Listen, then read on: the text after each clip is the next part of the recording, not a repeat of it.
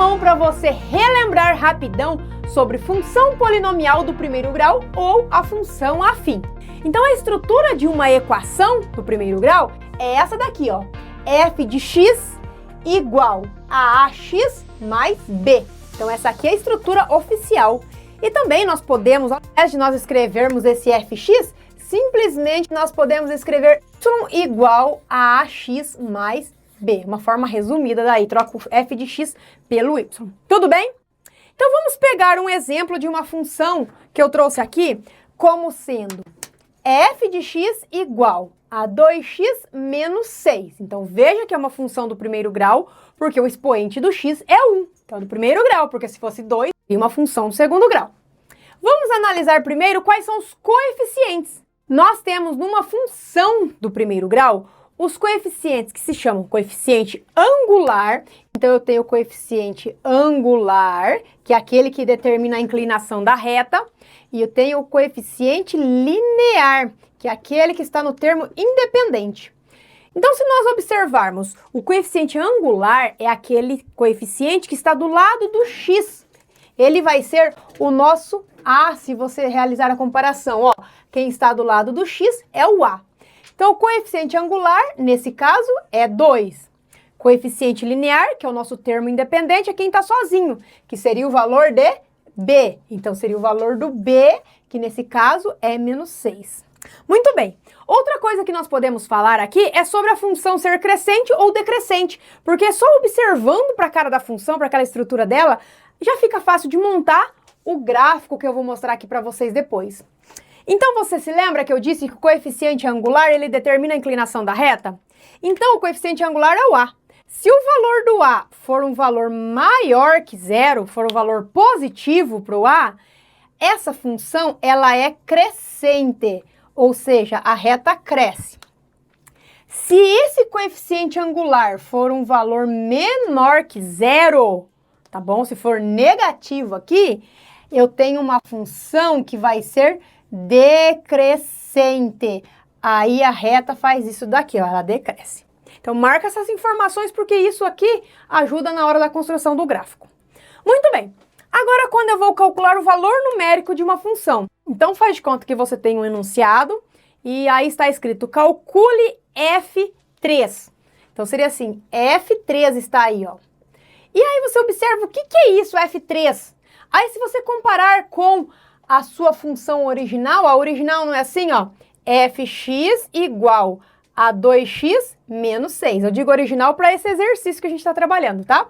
Então, o que nós podemos observar? Nós podemos observar que eles trocaram o x pelo 3. Então, quer dizer que no lugar desse x aqui, ó, eu vou colocar quem? Eu vou colocar o número que está aqui, que vai ser 3. Então, ficaria assim, ó, 2x seria 2 vezes o valor do x. Então, seria 2 vezes 3 menos 6. Ó. Tudo bem? Vou apagar isso daqui que você já observou que foi feita essa troca. Agora, quanto é que dá aqui? Como que vai ficar? Então, vai ser F3 igual 2 vezes 3, 6, menos 6. Então, F3, ou seja, quando eu trocar o x por 3, o valor vai ser 6 menos 6, 0. Ah, mas só dá 0? Não, se aqui fosse F2, por exemplo, o que você faria? Se o enunciado estivesse falando para você determinar o valor de F2. Você simplesmente faria isso, ó. F2.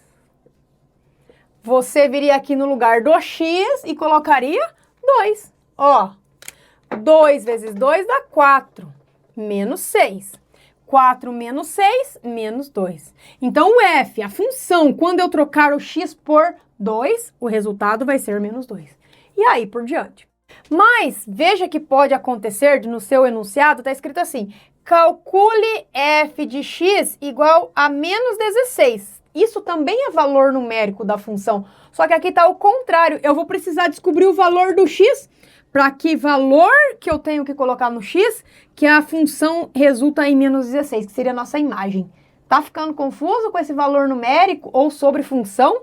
Eu tenho todas as aulas separadas para te ajudar. Aula de coeficiente crescente, decrescente, valor numérico, zero da função, gráfico, situações da vida real de aplicação de função. Tenho todas elas separadas aqui na descrição. Vai dar uma olhadinha lá para você ver outros exemplos também para você praticar, porque aqui é só um resumão para você relembrar. Então vamos lá, o que eu tenho que fazer aqui? F de x é igual a menos 16. Então eu vou escrever aqui quem é a função. A função é 2x menos 6. Isso é a função, tá escrito aqui. Isso vai ser igual a menos 16 que o enunciado me deu. Aí veja que a partir desse momento eu caí numa equação do primeiro grau. Deixo letra de um lado, então vai ser 2x igual a menos 16. Ó, aqui tá menos 6, eu vou colocá-lo no segundo membro, vai ficar mais 6. E aí eu tenho 2x igual menos 16 mais 6 é menos 10. Então x vai ser igual a menos 10 dividido, porque esse 2 está multiplicando x, dividido por 2. X é igual a menos 5. Então, quer dizer que quando eu troco o x por menos 5, o resultado vai ser menos 16, que seria a imagem da função, ó. 2 vezes o menos 5 dá menos 10, menos 10 menos 6, menos 16. Tudo bem? Valor numérico da função. Aqui eu fiz 2 casos para você identificar. Dá um print na tela aí, por favor, que eu vou apagar esse pedacinho aqui, tá?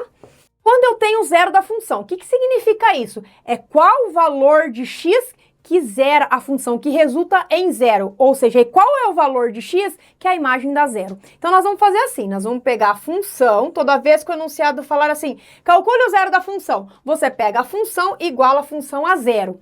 Qual que é a função? A função é essa daqui, 2x menos 6. Eu igualo isso a zero. Deixa eu dar uma separadinha. Agora, 2x menos 6 é igual a zero, deixo letra de um lado e número de outro. O 6 vai para o segundo membro, então ficaria 0 mais 6. Então, 2x é igual a 6. Para terminar aqui, esse 2 que está multiplicando, passa dividindo. Vai ser 6 dividido por 2, x é igual a 3. Então, quer dizer que toda vez que eu trocar o x por 3, vai ficar zerada a minha função. Olha aqui, ó. 2 vezes o 3 dá 6. 6 menos 6, 0. Ok? E agora nós vamos para o gráfico para você entender um pouquinho melhor sobre isso tudo. Aqui no gráfico, então, nós temos os dois eixos, eixo das ordenadas e eixo das abscissas, que seria x, e valores de y. E aqui seria a origem, né? Ah, Giz, mas eu tenho que fazer uma tabela, que eu já vi na sua aula que você fez uma tabela. É um caso, você pode fazer uma tabela, mas se você já pega o jeito, você precisa apenas de 2 pontos para determinar uma reta. E nós temos esses 2 pontos já, quer ver?